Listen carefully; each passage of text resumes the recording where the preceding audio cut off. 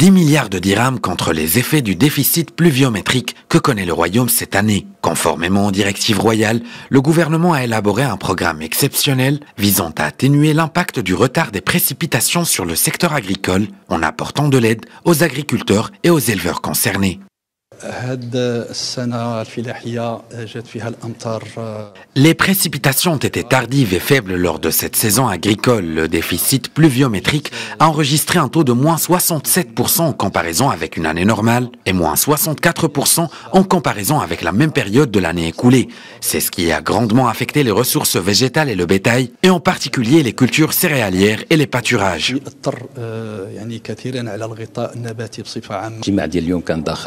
Cette réunion exceptionnelle s'inscrit dans le cadre du programme élaboré par le gouvernement en exécution des hautes orientations royales. Ce programme s'articule autour de 3 axes majeurs, notamment celui relatif à l'assurance agricole pour atténuer les répercussions climatiques que subissent les agriculteurs.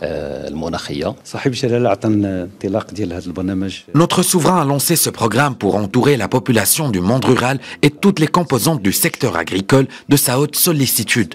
En effet, depuis 1981, il y a déjà plus de 40 ans, notre royaume n'a pas connu un tel déficit pluviométrique. Nous espérons toutefois une relance agricole d'ici mars et avril.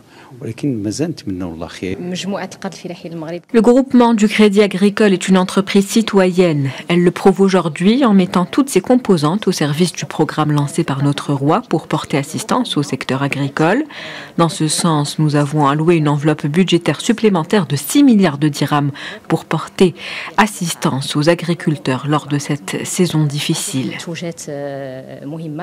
Afin d'activer ce programme exceptionnel, le fonds Hassan II pour le développement économique et social contribuera à hauteur de 3 milliards de dirhams à ce programme qui nécessite une enveloppe budgétaire de 10 milliards de dirhams et repose sur 3 axes. Le premier concerne la protection des ressources animales et végétales et la gestion de la rareté de l'eau. Le deuxième vise l'assurance agricole. Le troisième axe, lui, concerne l'allègement des charges financières des agriculteurs et professionnels, le financement des opérations d'approvisionnement du marché national en blé et aliments du bétail, ainsi que le financement d'investissements innovants dans le domaine de l'irrigation.